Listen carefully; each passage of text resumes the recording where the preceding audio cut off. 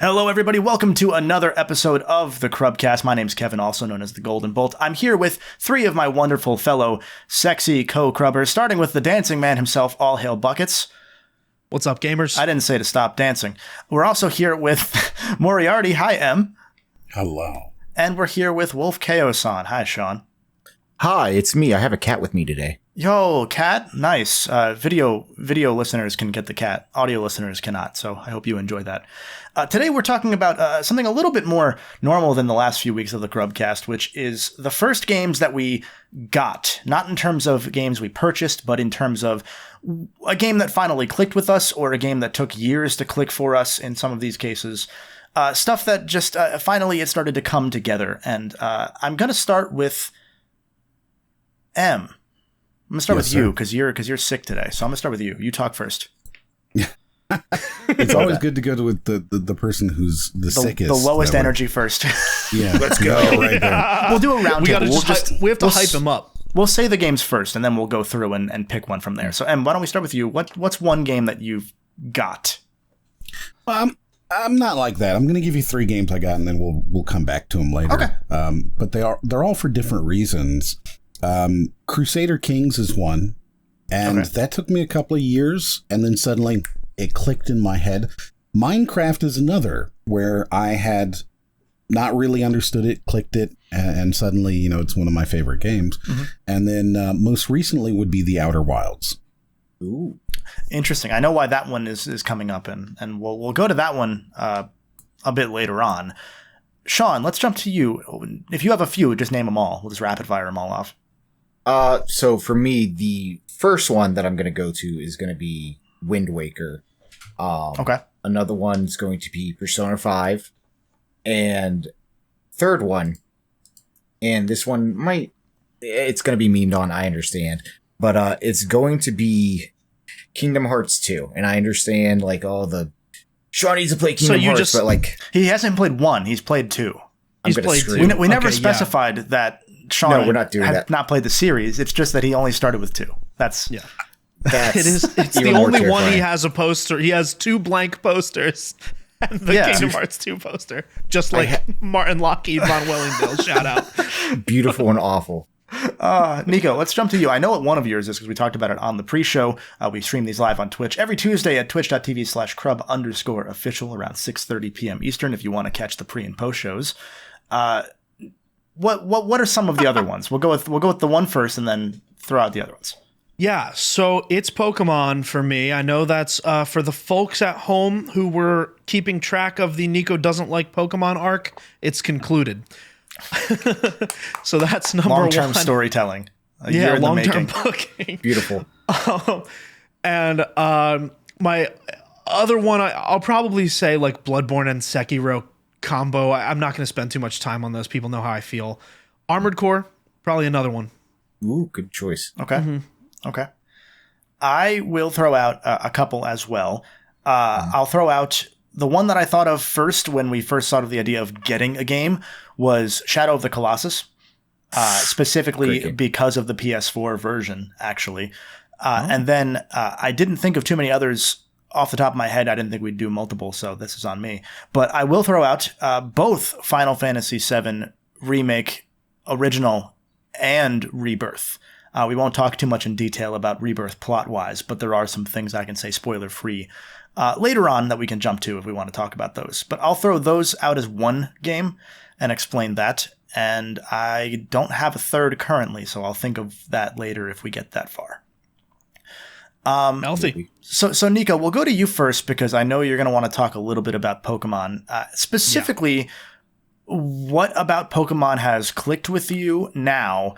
And what was your history with it prior, and where are you looking to go with that in your case? Yes. Okay, I have answers for all of these. History prior, I played Heart Gold, I said, I this is it, and I didn't feel like playing any of the other Pokemon games because I knew the gameplay didn't really change much from game to game. Didn't you also have Black or White? I had Pokemon White, yes. Okay. Oh. And I did play most of Pokemon White. I think I stopped in the middle of the Elite Four. Okay. So I did play most of that game. I played all of Heart Gold. I got through all of Johto, most of Kanto. Did not fight the last fight. You're seeing a theme here. Yeah, turn-based games weren't agreeing with me for a long time. But then for our Patreon listeners, you might be able to actually track this because on our Patreon at patreon.com/Crub, you can hear about my time spent with JTart9 at PAX Unplugged, where he introduced me to the Pokemon trading card game. And I came out of the booth to learn to play that, and I just looked at Justin. I said, God damn it, Justin. I said, why is this fun? And why is this fun? And it was really, really fun. And so since then, I've become a bit of a Pokemon TCG head. It's my current obsession. I don't know how long it's going to last, but I'm hoping pretty long as far as the future goes. But one day I was hanging out with one of my friends, and he's more of a VGC guy. Sorry for being long-winded at this. I'm hoping I'm hitting different points quickly. How dare you? But I was hanging out with my friend, and his name's we call him Layers. So me and Layers were hanging out, and I was explaining TCG to him, and he was coming right back to me with how VGC translates to that. And so that just helped me connect some dots that I hadn't seen before. And it connected with something that JTart9 had told me, which was setting the dominoes up and watching them fall. And so this sort of idea of synergy and creating a team that can play off of each other and use moves that sort of engine together, marginally more strategic than just, this is a Pokemon I like, it is now on my team, I will make it big. And that, I don't know what happened, if it was just, if the vibe was right, if the time was right, if I just needed the experience in the card game to put it together, but I found the fun. It's there. I didn't think it was before, and now I do. And I'm happy to be here. And as far as the future of Pokemon goes, going to look to check out Legends Arceus and borrow that from Kevin and see where that journey takes me. I think I had my Pokemon is uncool phase maybe a little too late in life. Yeah. Everyone has that phase too. Yeah, I'm interested to see what you think about Arceus the more you play. I'm really interested to hear about that. I think that one, I had recommended it to him because that one has a Souls-like roll, so you can just roll around. And I felt like that, plus it being more kinetic and tied to the world, would give him more of a chance to click with it than regular Pokemon. Yeah. Especially since most Pokemon games don't really have NPC trainers that use strategy broadly. Yeah. They kind of just hit you with moves. And at least in Arceus, for those that don't know, there's a strong style move, which is slower. And it has almost like a Final Fantasy X / Persona / most RPGs now, where it's not just your speed stat that determines what goes. You can use moves to augment it more directly instead of just using haste. And so you can see the timeline of who goes when, and you can adjust to balance that out. And so that's why I recommended that one to him. Plus, it's a good game. And I heard all of my friends who like Pokemon really enjoyed that game, except Justin. Except Justin. Yeah, really? But Justin and I tend to have opposite opinions on games. Yeah, for the most part. That's fair. We'll come back to you down the road when you've started playing Pokemon video games again, and we'll see how that develops. But we may have turned Nicco into a new RPG gamer, slowly but surely. Can't wait. It's so possible. Yeah, it is so possible. And I'll say, I also had not a similar trajectory with Pokemon. I've talked about this before, where I did fall out of it, because everyone does at some point in life. Either you do, or you're seen as the weird kid and you don't. And I think for me, I fell out of it a couple different times. I've said before, I came back into it with Sun and Moon because the marketing of the 20th anniversary stuff got me, and then I was very disappointed by how those games didn't really do much with any of the 300 Pokemon I didn't know of at that point. Yeah. And then I fell out of it again because of not because of Dexit stuff from Gen 8. For those that don't know, when they took out all the Gotta Catch 'em all branding, which had been gone for years anyway, if we're being real. Yeah. But I was like, Dexit? Dexit, because they they stopped having all of the Pokemon available in a game for the first time, starting with Sword and Shield. Right. Yeah. And that pissed a lot of people off. I didn't really care about that part of it as much as, like, there was a lot of it that I'm like, man, this doesn't look great. I'm just going to not care about it. And I didn't get invested in hating it because that's what people do nowadays. And then Scarlet and Violet came out and they were worse. And I liked them. So I'm excited to go back to Sword and Shield at some point down the road. I recently replayed the Kanto games for the first time in a long time. And I have thoughts on those that I will share in video form soon. We will hear from. We will hear from Kevin. I was going to ask, but, well, I mean, you just said it's going to be in a video, so I'll watch that because I'm really interested to see what you think. Good. How dare you ask? Well, I was going to say, like, how much has changed that now that, like, you view Pokemon a little differently? Like, do you treat your teams differently, or did you pretty much, like, make the same team you made, like, way back in the day? So I took an interesting perspective that I will talk about in that video more whenever it does come out, in that I played all 3 of the Kanto games. And I don't mean Red, Blue, and Yellow. I mean Red, Leaf, Green, and Let's Go. So I played these games 3 times, and I made different teams each time. So in the Red file, I played mostly based on as close to I'm going to pretend I don't know what I'm doing as I could. To do it in that Sonic Adventure style I've done, where like I play a game as if for the first time and drop the pretense that you have with Pokemon. I didn't do that fully because I didn't want to use an electric type move against a rock type or a ground type because that's just wasting my time. Yeah. But I did that with Red, and then with Leaf Green I explored more of like what I would put together as like a rounded competitive team to have ideally more of a team that would balance out better, I guess. And then in Let's Go, that game is not really much of a Pokemon game, so I just kind of had my Pikachu be God tier. Yeah, Let's Go is pretty much just like pick what Pokemon you really like and just have them hang out. Yeah, but I treated exploration differently in each one because those games have a unique facet to their exploration where you can do stuff out of order completely intentionally, pretty much in that game and Johto and then never again. But anyway, that's awesome. There's a lot I have to say about Pokemon broadly, and I blame Chris for all of it because it's his fault.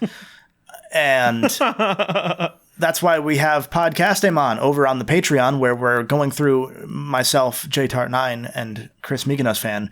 We're going through every episode of the Pokemon anime and dunking on them or reminiscing nostalgia or doing 40 minutes of Lieutenant Surge voice. That's not a joke. We did 40 minutes of Lieutenant Surge voice. That's at patreon.com/Crub. Check it out if you want to. Sean. Jeez Louise. Yes. Kingdom Hearts. Oh, we're going to that one first. Okay. Two specifically. 2. Yes, don't say a thing about 1. You say a thing about 1, I'm ending this podcast. kind of have to. I will end this podcast. So it wasn't the first game I got, but it was one that like really hit me like a second playthrough. So I played Kingdom Hearts 1. Even though no one believes me, is going to gaslight to making me believe that it never happened. Never happened. Never happened. Going to crush me. But I played 1. I played Chain of Memories because Game Boy Advance. So Kingdom Hearts 2 came out. Played it during the summer. Loved it. Great time. And I felt like there was something more that I was missing, which it's a Kingdom Hearts game. You have to read between 37 lines and sometimes get an extra step. So I replayed it and I started to pick up a lot of the themes of the story about growing up. I talked a little bit about this we did a panel at Too Many Games where I started to relate to Roxas a lot because I was realizing that my youth was getting behind me. Like it was time to start growing up and like it was kind of a loss of innocence. And I kept that in mind. The beginning means a lot to me. And there comes a part in the story where there's another character who pretty much forgoes being a kid to become an adult. And it really hit me because I realized like all these different characters had different childhoods and whatnot. And it allowed me to kind of see myself in one of these characters and realize that the character that I was relating to just said, I don't want to be a kid anymore. I want to be an adult. I want to forego all this. I want to, take these steps forward without allowing himself to exist. And it really hit hard because I'll just be honest. My home life at the time wasn't great. I kind of had to grow up a little sooner than I wanted to and probably should have.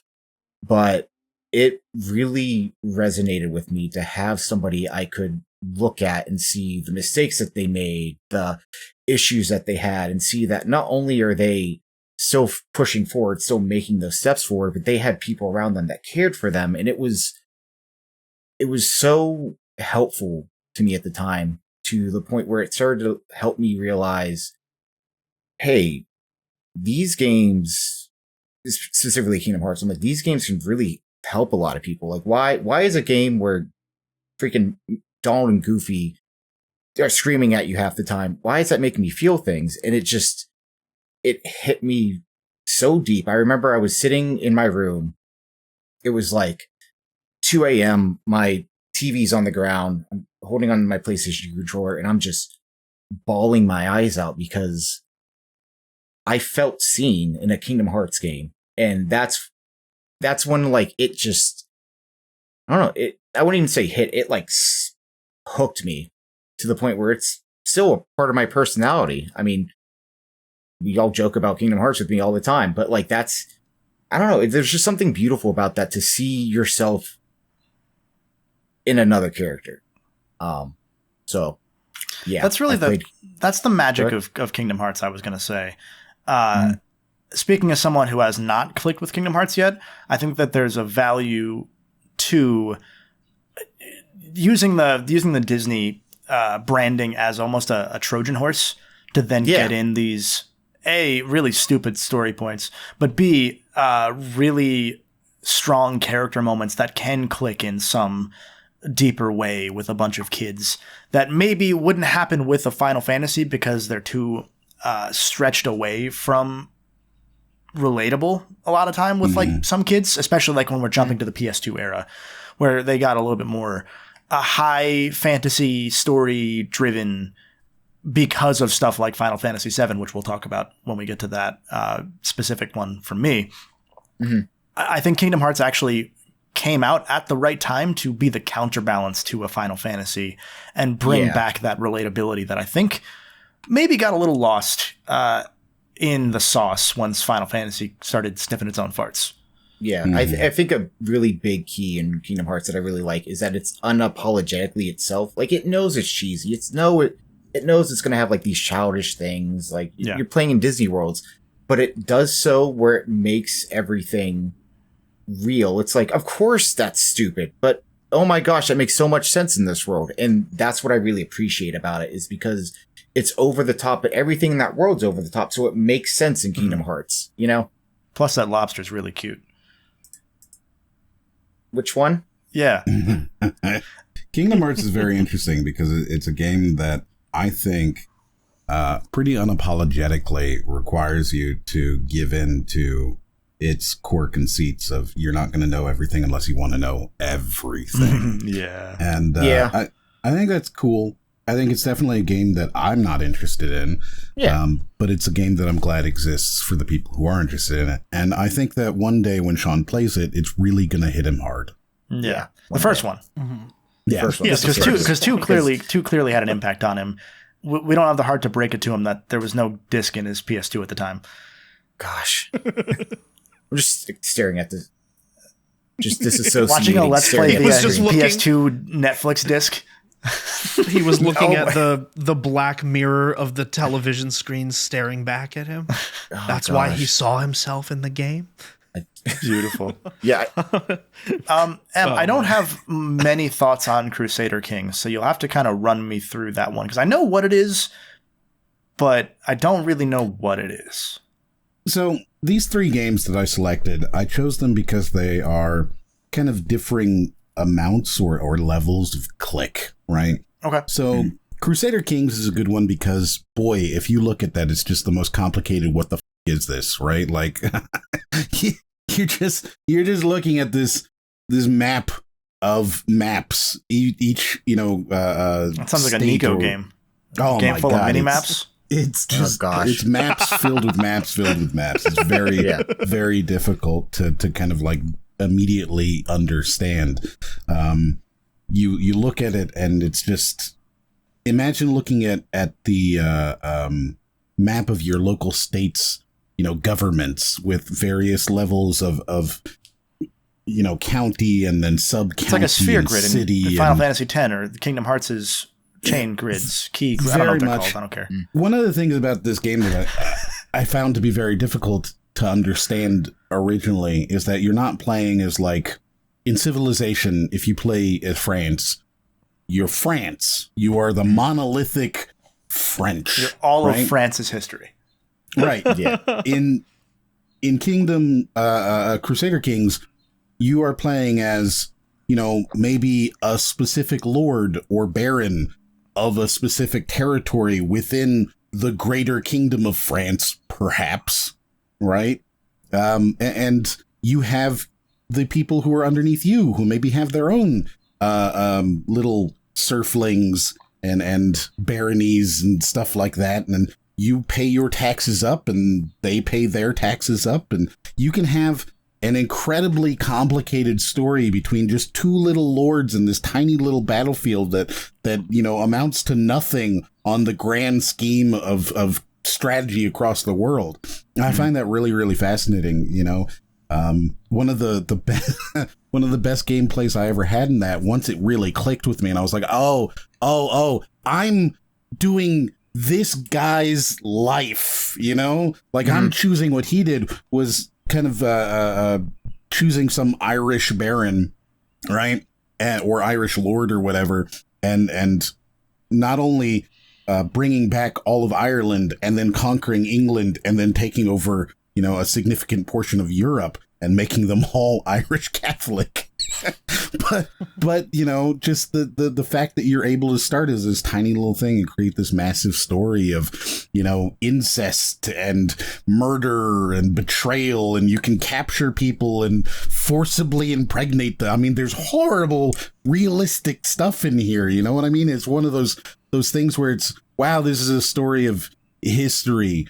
And once it really clicks with you, it's like, wow, you really are just able to be an awful person. Yeah. I have a question. How do you feel about DayZ? I mean, it's fine. Right. Sorry. I'm just painfully realistic games. I just love this silence. Like, it's fine. I wasn't sure where that was going to tie together. I'm not going to lie to you. Painful realism in games. It's good. I think Crusader Kings is worth the play, especially because it's on like Game Pass, right? So yeah, I've seen it on there a couple times, and I'm like, do I want to try it? And you can try it as something, and you'll be like, oh wow, that's an experience, and it is truly kind of unique. There's Europa Universalis and Stellaris and a couple other games that are sort of like that. I was going to say I lumped it with Europa a lot. Yeah. And Crusader Kings 3, I think, is maybe one of the more immediately grokkable, right? Like immediately understandable. And you can just kind of grab it and get it. And I think that's a good one there. As far as Minecraft was one that, I find that a lot of people who come into that game, they have the same kind of initial experience I do, which is, so what do I do? Right? With the original Bring Your Own Fun. God, right, yeah, exactly. That's so funny. I did not have that experience. Continue, Em. What do you do? I don't know. You just do whatever. And it's like, oh, that's okay. Yeah. And I remember my brother bought it, and he was like, you're really going to like this. And I played it with him for a few minutes and was like, I don't understand this at all. Why am I doing any of this? He was like, it's fun. And I was like, no, it's work. You're doing work. And it just didn't click with me for a long time until one of my friends was like, hey, do you want to play? Oh man, it was one of the Minecraft knockoffs.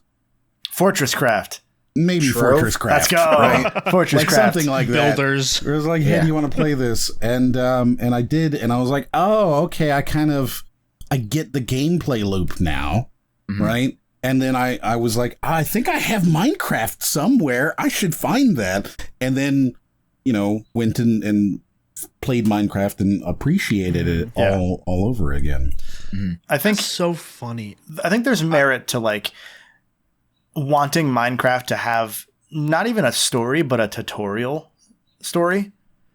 Sure. Yeah, Like, that's valid. Like, I think that's the value of like a Dragon Quest Builders, where that game is all story. I don't want it to be that deep, but I think that there could have been something magical, and still could be, in introducing the mechanics to the player in a slightly more guided fashion, and then saying, now go nuts. Obviously, that wasn't really feasible for what the game was when it first was being made, but in the grander scheme today, as one of the biggest, as the best-selling game of all time, you know, I would just like... The tutorial today comes in place of the achievements that you get, right? Like getting wood and finding stone and stuff. Yeah. And they've definitely worked on that to where there are a lot more achievements in it, and it does sort of guide you a little bit. But I could definitely see some value in even just a 10-minute, here's how you build your first house. Mm-hmm. Yeah. Something like that, right? Or learning how to like, put things together.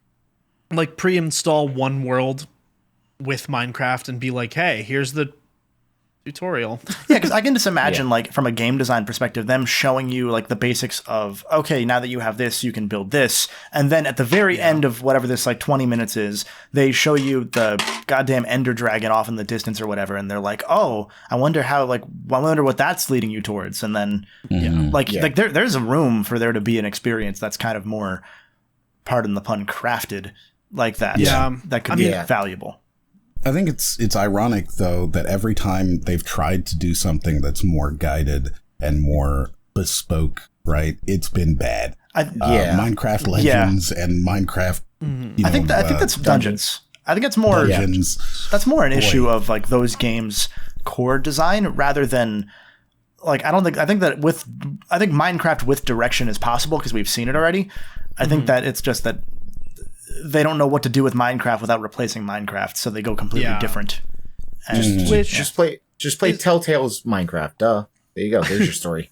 I do think it's very interesting what you said, Em, where like, you know, you came into it with the like, well, what do I do now?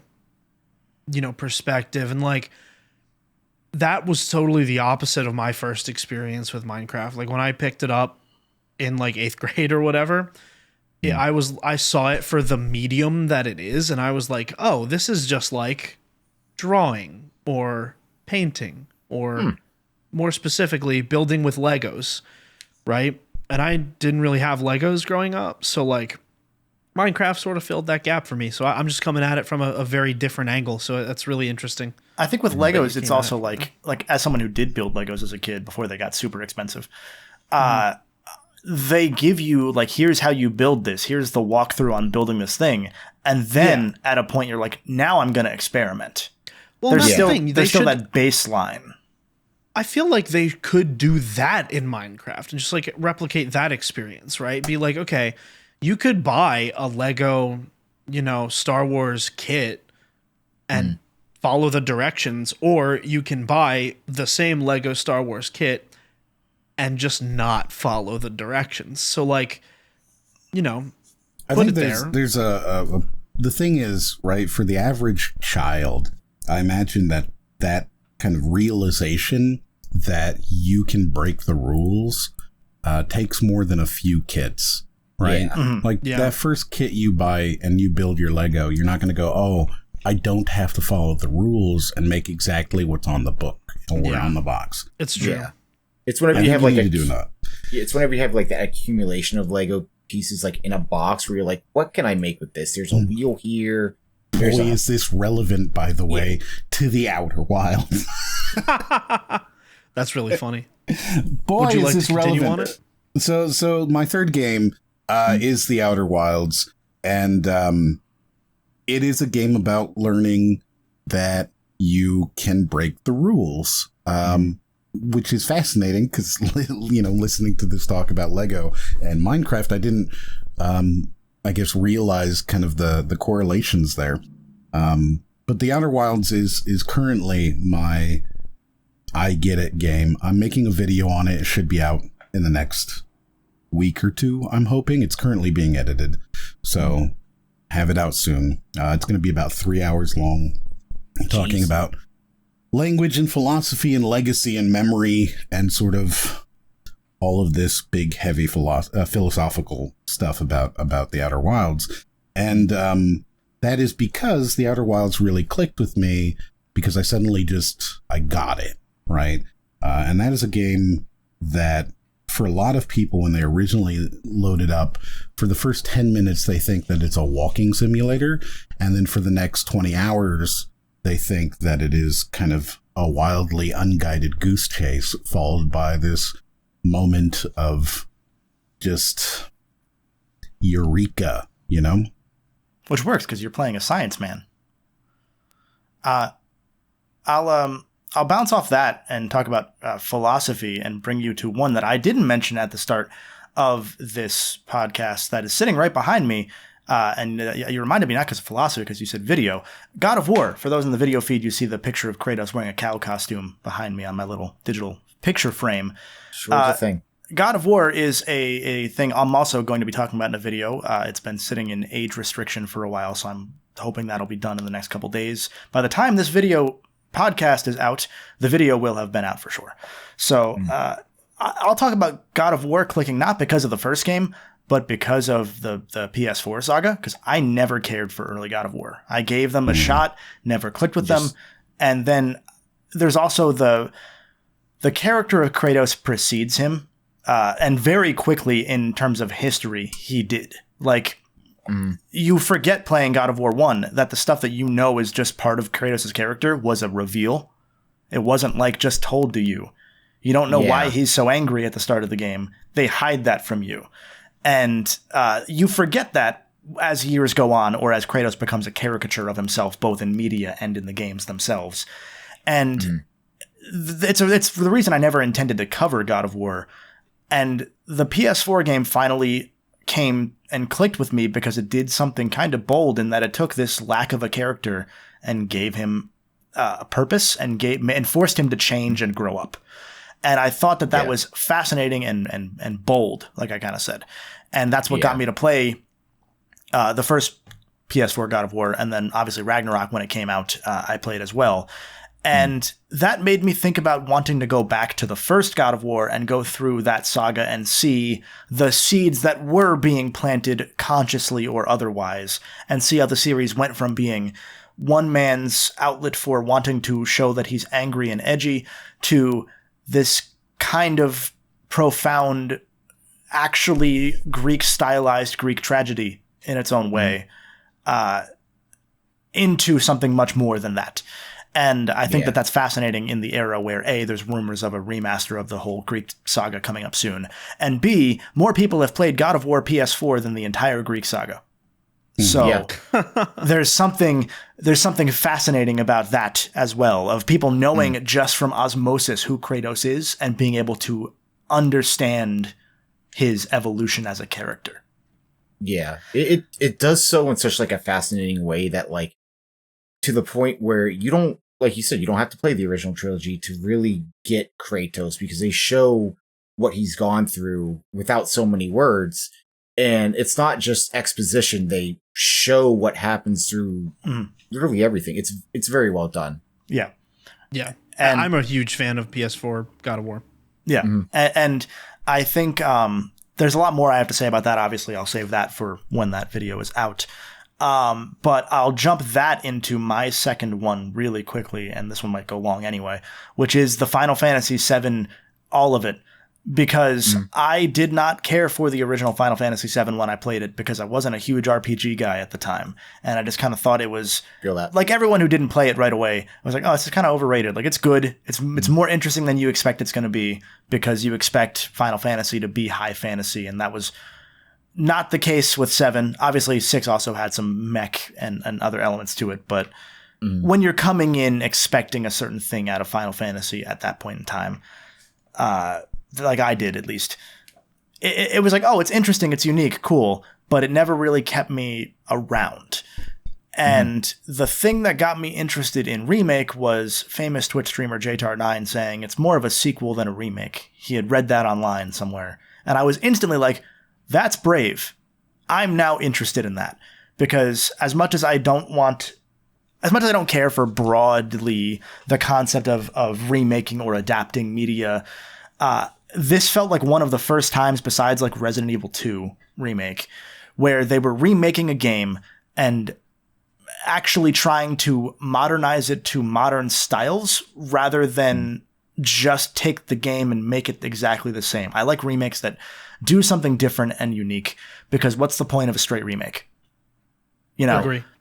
Especially in games where you can still play the old one, and B, mechanics have to evolve. So you can't make a Final Fantasy VII remake because it will be dated as hell and people will hate it.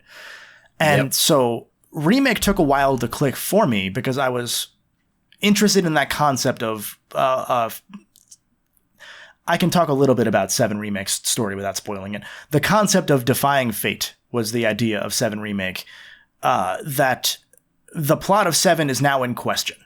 And that's what I found fascinating, because the whole plot of 7, as far as what the broad understanding is that people look at, the first thing people think of is the spoiler, the one, the big moment in that game. Yeah. And the only way to make that have an impact is to, assuming they do it again, is to put in question whether it will happen again or to whom. Right. Well, and we're all talking about it. Like, we've been talking about it for months, weeks, years. They kept suspense for 4 years as to whether they were going to do the spoiler. Yeah. And I think that's one of the most insane achievements that any game has ever pulled off, at least in recent memory, to make you question that. Yeah, I agree with that, because for me, like, I never played the original Final Fantasy VII. Like, this, I'm going through remake. Well, I did remake. I'm going through Rebirth now. So, like, all of this is new to me. And I know, like, the thing that's supposed to happen, like, the one important, this is the Star Wars moment in video games.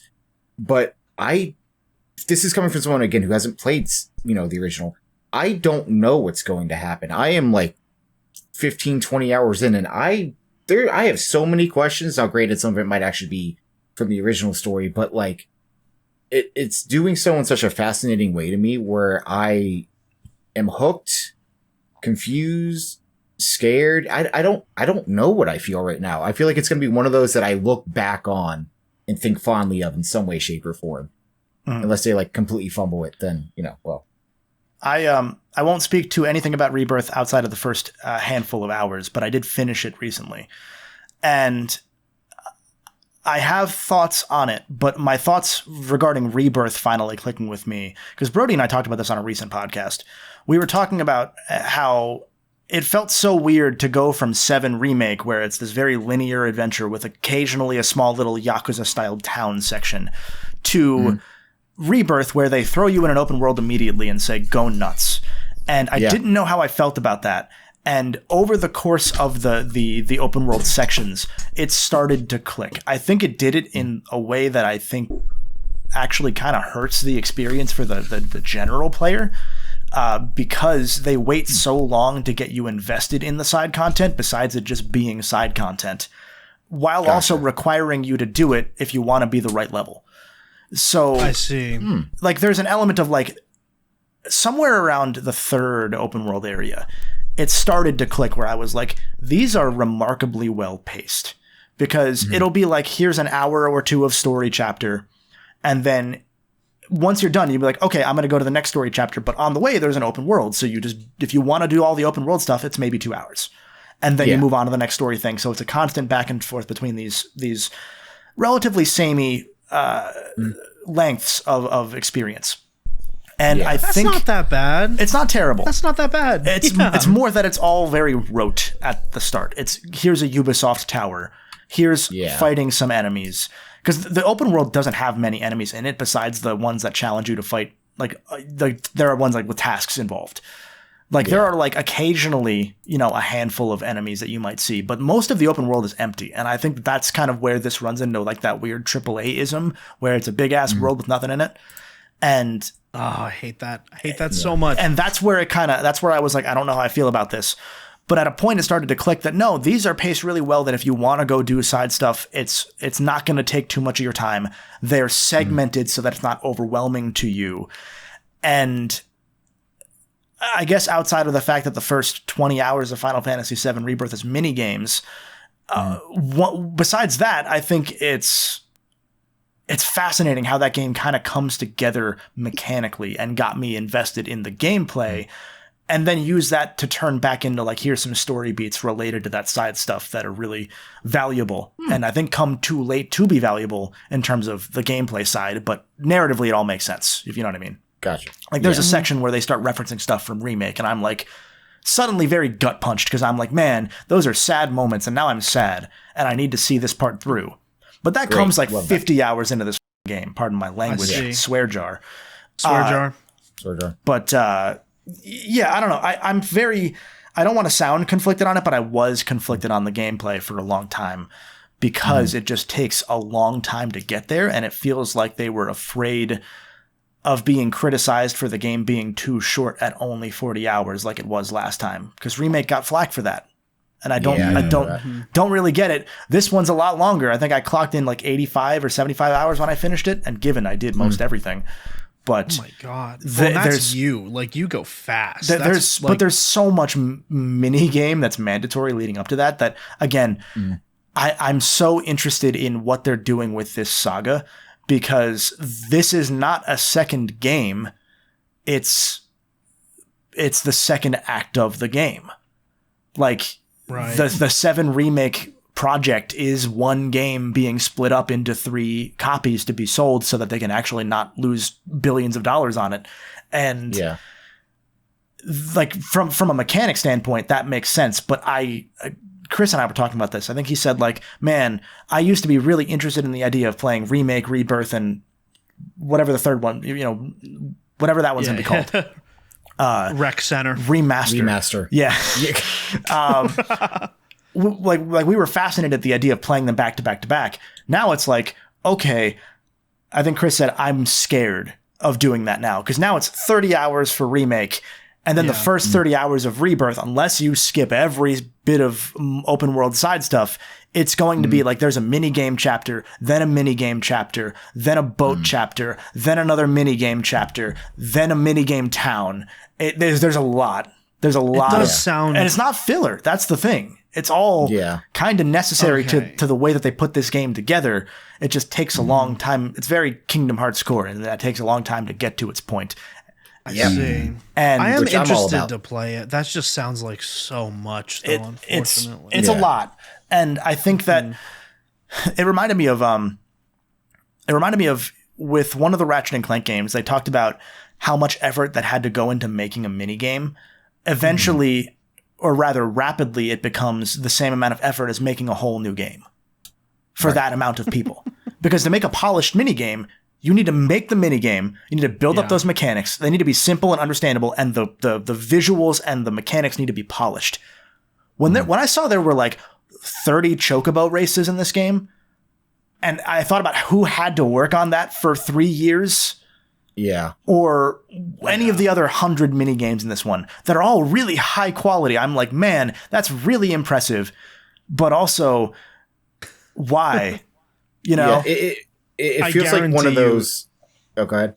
I was gonna say, I guarantee you some like low level developer is out there and their boss is telling them, hey, or their project manager is like, hey, I need you to work on this. And they're like, but why? This is just a mini game. And they're like, it's coming from on high, and it's like the director of the game or something being like, we need this. This is integral to the story. It is something people want. And a lot of it, the worst part is a lot of it comes from this part of 7 proper. Like this middle chunk of 7 had a lot of side stuff in it. And so they're taking that and they're fleshing it out just like they did before, because that's important to do for this kind of game. Okay. It's just that this happens to be the very mini game pilled section. Yeah. Mini game maxing. But the thing is that if it ended up being a 15-hour long experience, people would be complaining about that. Yes. Oh, absolutely. So, right. Yeah. Like, well, I understand where they're at. Yeah. Where from a development standpoint, it has to stand on its own as a $70 game. Yes. Yeah. Especially because of the flack they got for for 7. Right, not just for 7 Remake's length, but for taking a game and splitting it up into 3. Which I don't think that that's necessarily a bad thing when it's a game like Final Fantasy goddamn 7. Like, people really like to misremember, fittingly for what that game's story is, people like to misremember how barren a lot of Seven's story actually was. And so for them to take that and flesh it out, like I think I read somewhere recently that Sephiroth had 200 lines of dialogue in 7 total. He was just a quiet guy because he was kind of an afterthought. A lot of the plot of 7 was an afterthought that was added at the very last minute. And that's why it was kind of heavy lifting by yourself. Going, I think this is what that is. This is what. Oh, okay. Well, even like moving towards that. The Zack stuff wasn't, I think, not in the original script. It was only added like very late. Oh my god! In 7 itself. In 7 itself, which is. Go ahead. It sounds fake. The Zack stuff sounds made up. No, like it's if all... you go and look at like the Wikipedia or like any like anyone tells you the story of Zack, it sounds made up. Like when you guys told me that, and I'm not gonna say what it is, obviously, but like. I really did not believe you factually that A, Zack exists, and B, the role in the story is the one that you said it was.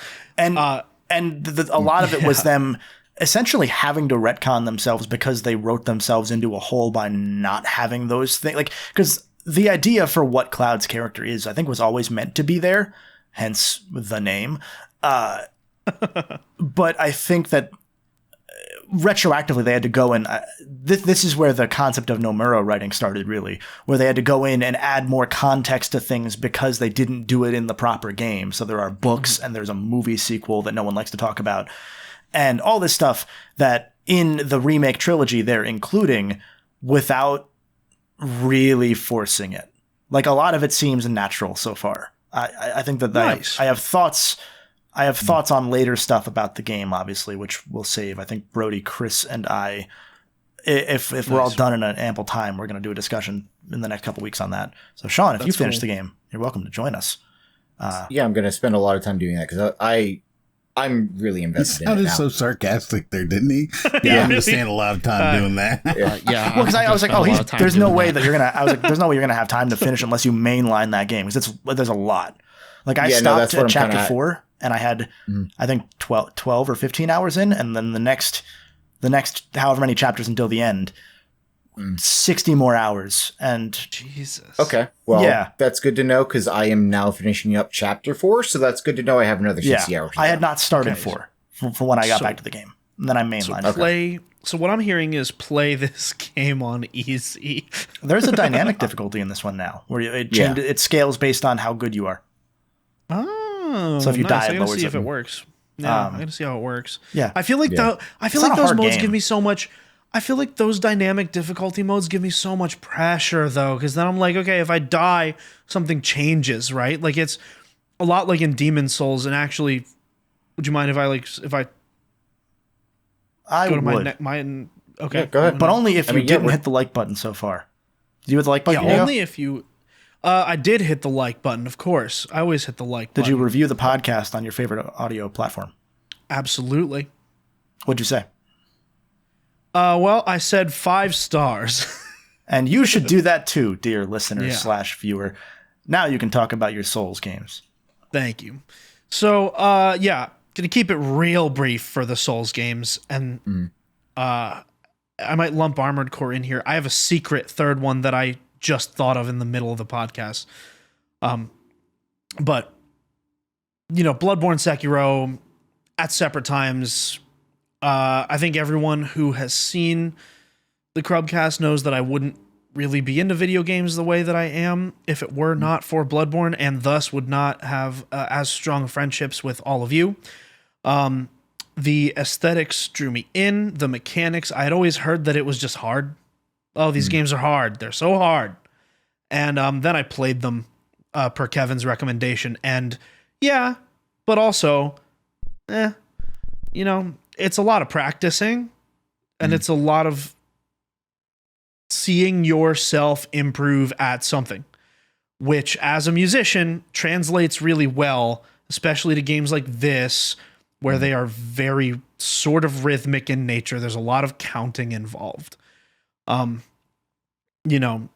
Eventually it becomes second nature, but like at first you're like, all right, how long does that attack take? It's 1, 2, 3, 4 dodge.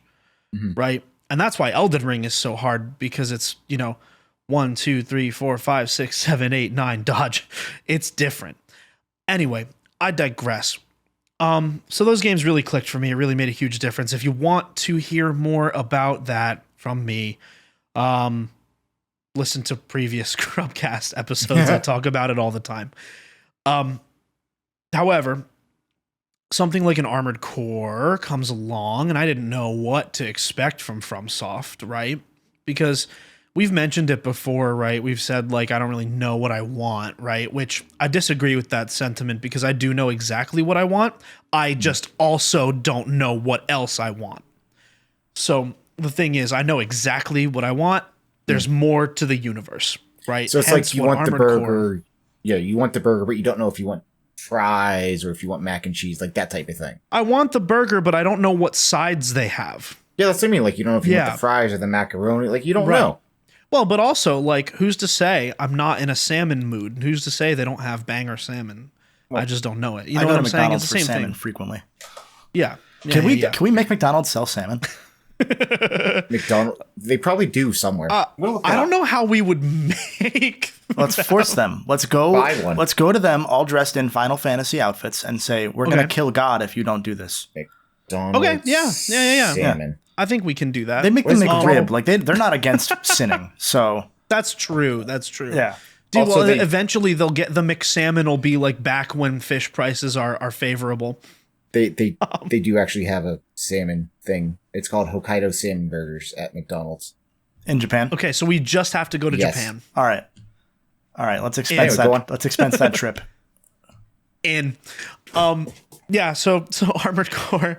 Didn't know what to expect from FromSoft. Got something totally different from a Souls game, but with a very similar feeling, and really enjoyed that experience. And as I was going through it, like at first I didn't kind of get it, but then once I started customizing things and like realizing that you could go back and forth and you could test things out, and it wasn't the same as a Souls game. You're actively encouraged to, like, you know, switch and vary up your gameplay.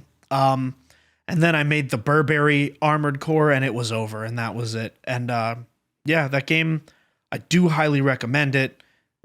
Whether or not you're a Souls fan, I don't think it's as hard as the Souls games.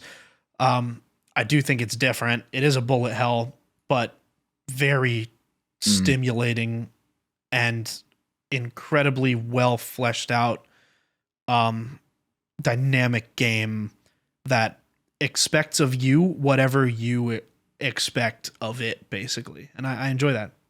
Yeah. That clicked over time. Sean, what's your next? That's me. Since we were talking about RPGs, I think I should go that route, and we'll jump into Persona 5. So I had a couple friends that when I would go over to their house, we would record Let's Plays, because we had like our own YouTube channel. This is before like I even started my own channel and whatnot. So we'd get together, but anytime I would come over, one of them would be playing Persona 3. And I'm like, what is this game? What am I even looking at? Oh, and then they would like explain it to me. Not really any interest in it, like at all. I'm like, oh, that sounds like a thing. Because for me, I wasn't really into RPGs at the time. I played Final Fantasy, like the Super Nintendo ones. The last Final Fantasy I played was Final Fantasy VI. I loved Chrono Trigger, but like outside of Pokemon, I wasn't really too into a lot of RPGs. So I kind of stayed away from that genre for like the longest time. Fast forward to 2017. I was in this very terrible relationship. We ended up breaking up. It was a very bad breakup. And I just needed something to get my mind off of everything. I was trying other games. I was going to the gym, and I'm like, I just need something.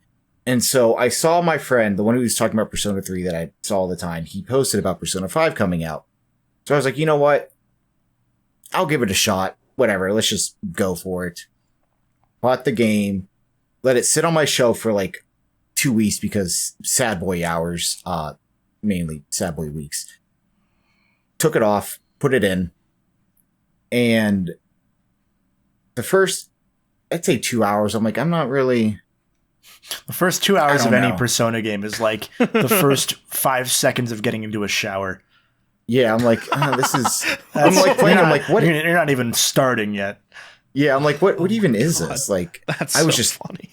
I was not I was just not into it. I'm like, this is kind of stupid. It's what I thought it would be. Like, wow, I'm 125ths in. Yeah. Which I was like, all right, whatever. So like, I remember playing it more and more, and there was a scene in the beginning where there's a terrible human being. You end up like fighting him and whatnot. Not going to go into everything, but there's a terrible human being.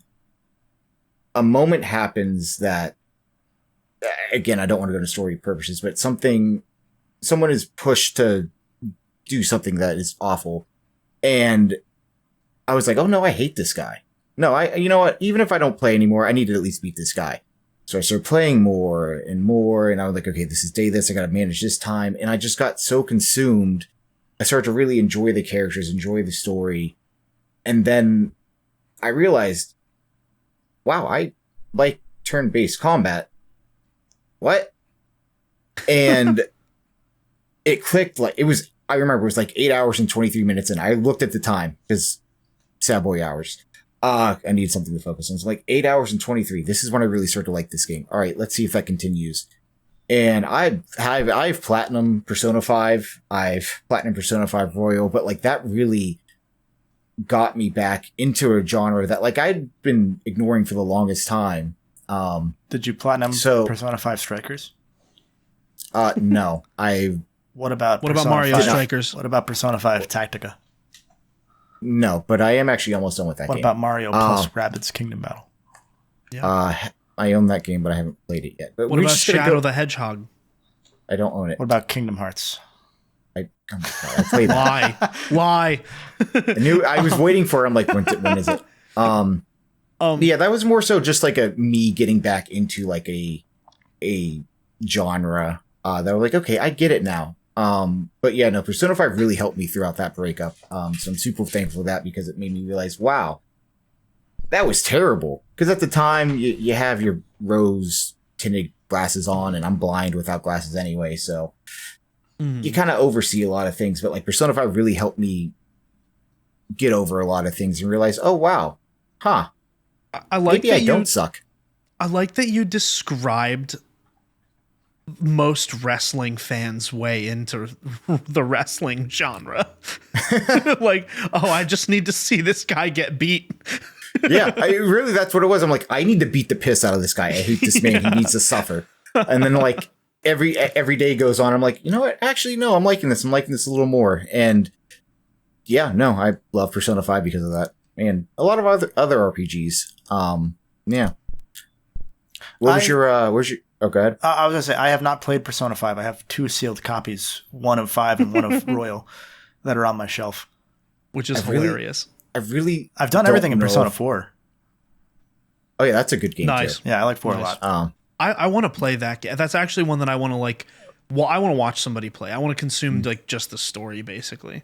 Yeah, Persona 4 is very, very much reminds me a lot of like summer days. Like summer days as like a teenager, you're just running around on your bikes and skateboards. And just having a time. Yeah, I'm just interested. I like murder mysteries, so I'm into that. Yeah, 4's Pretense kind of held on more for me than any of the others have, because I tried 3 Reload, that one. I tried that because for some reason they sent me a copy.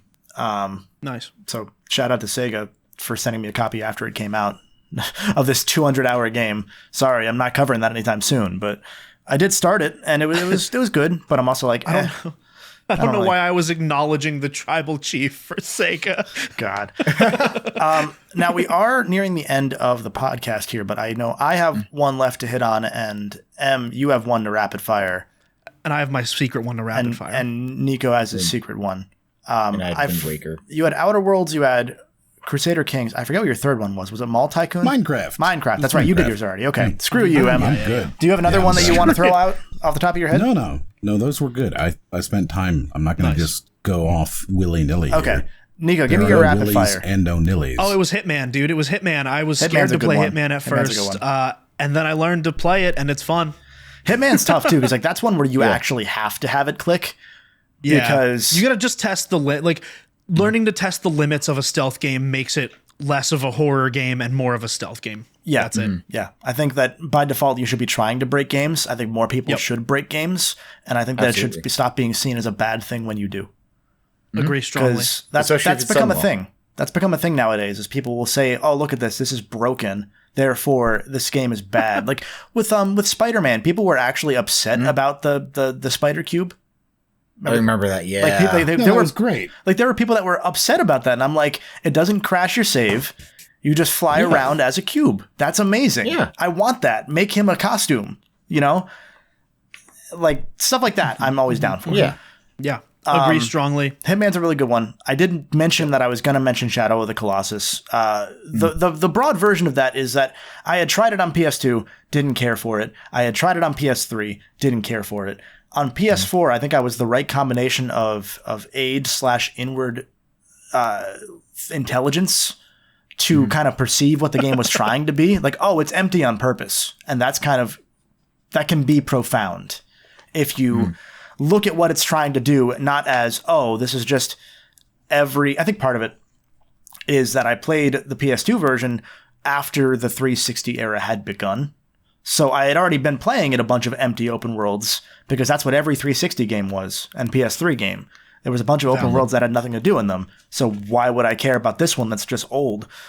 And then eventually it clicks, and I think it clicks in part because the subtle improvements to the mechanics in the remake on PS4, and then also just the visual improvements to show that it's empty, but it's also kind of beautiful, helped it finally latch and got me further in it. I've still not beaten that game because I always put it down. I don't know what it is, but every time I play it, I get a little further, but I always put it down, and then I start over. I blame Justin. It's probably Justin's fault. It's his fault Persona exists, so I would blame him. True. Sean, did you have a third one or a fourth one that we didn't hit on yet? Third one. It was Wind Waker. That was like the first. Oh, that's a good one. Yes. Yeah. Mm-hmm. So, I'll make this quick. So, like, the first game I actually got was Legend of Zelda Wind Waker. Like, I love A Link to the Past. That's my favorite Zelda game. Like, I played a bunch of games on the Super Nintendo. I played a bunch on, like, Nintendo 64. And, I really liked games, but it was always just something I enjoyed in my free time. But the GameCube came out, Wind Waker came out, and I'm like, hey, Mom, really want to play this game? She's like, okay, whatever. Just shut the piss up. Go over there. Go stand in front of the TV. Shut the piss up. I'm like, okay, thanks. Also, me ever saying like piss up or anything like that, that's my grandma's fault. Because she likes to say really what the piss. Funny. Yeah. It's just really funny phrasing.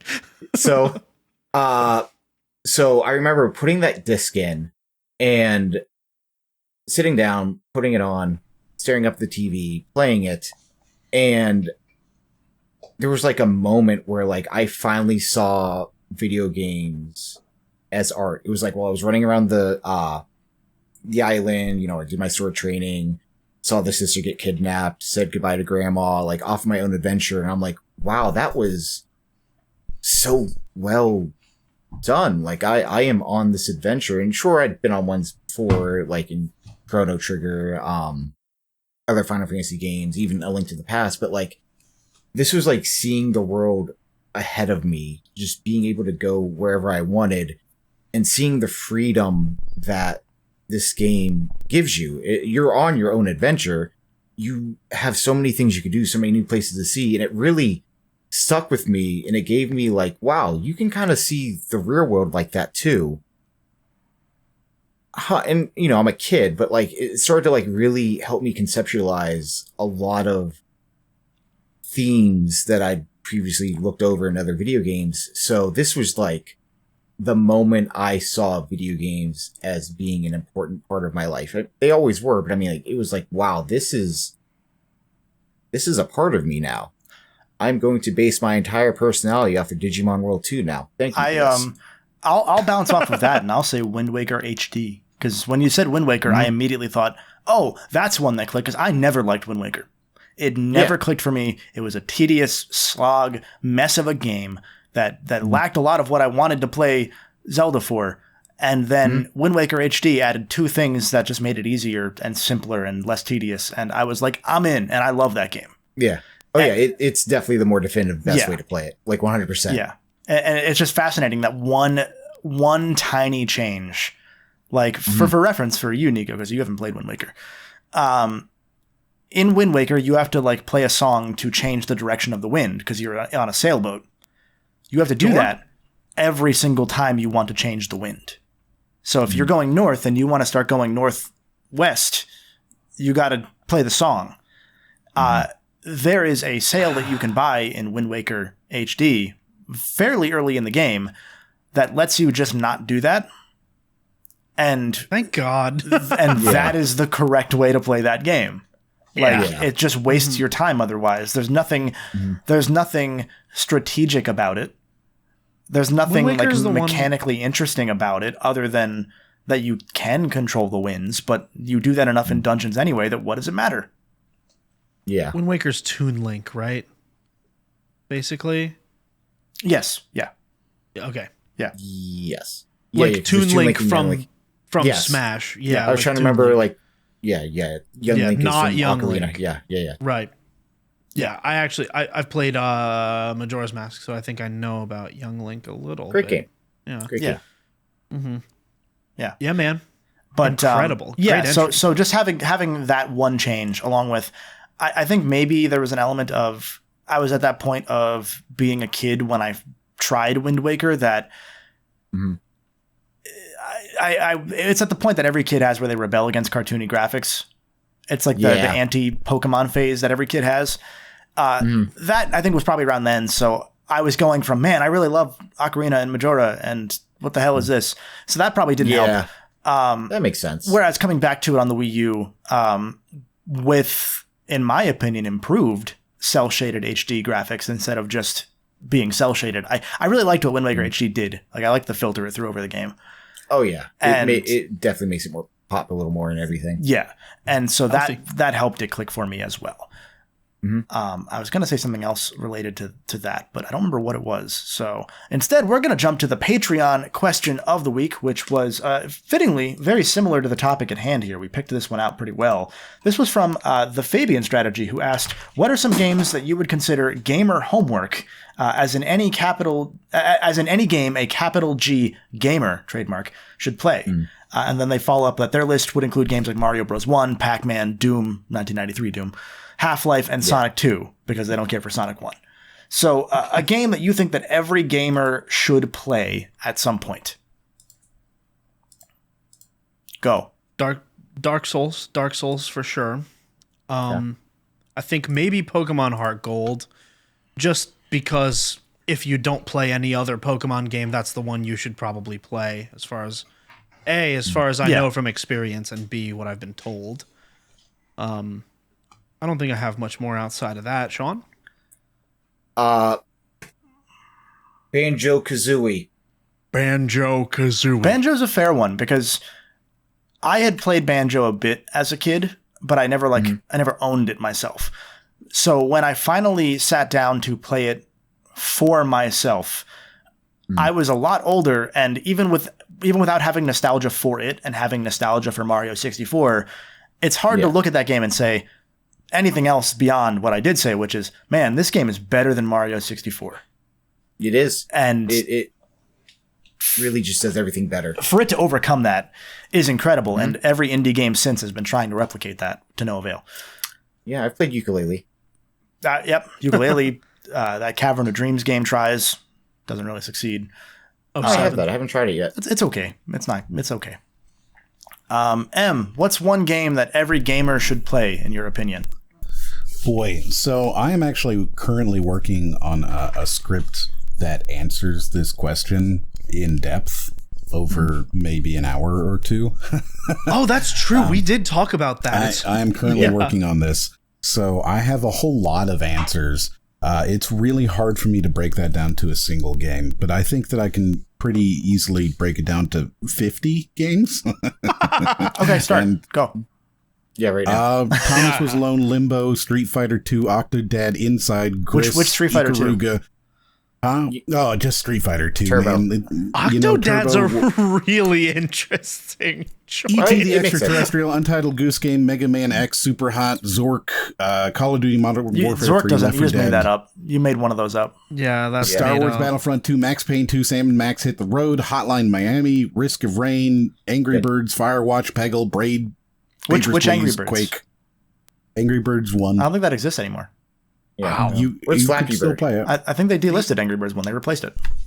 That you could pay for it though. I'm You'll find it. so intrigued. So that's half. Yeah. I'm so intrigued in this video because like a lot of those seem inconsequential to me, but I know that when you get your hands on the narrative, that will be flipped in my head. So I'm excited to see that perspectively. It's gonna be fairly short, but Good. yes.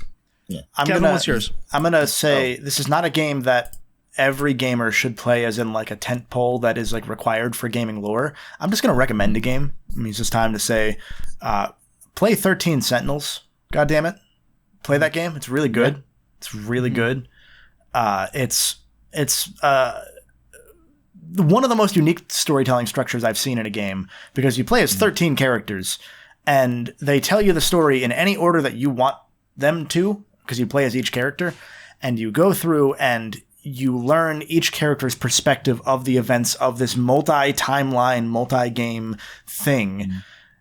And you kind of figure out what the plot is in a way that zero other people on Earth will ever do because of the amount of permutations in which you can go through this story. Whatever your perception of the story is and your revelations, the order in which they come and the way that you take away from that story will completely change compared to anybody else.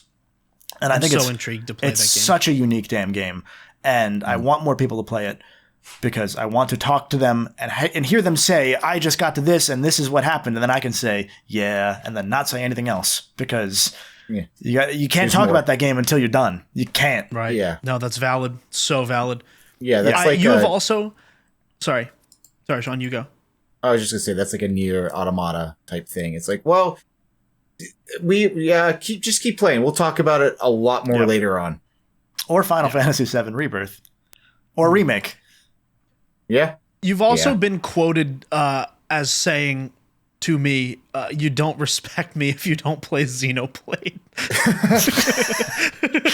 I do remember saying that. I don't remember why, but it's true. I love that. Why is not important. No. It was just funny. Xenoblade 1 is a fact. stellar. Xenoblade 3 is really good. Xenoblade 2 is there. There's Xenoblade, Xenoblade X. Yeah, We don't talk about that Well, one. X No, is I'm just kidding. once X comes to Switch 2 or whatever. Yeah. Like then we're cooking. But until then, Right. Yeah. yeah.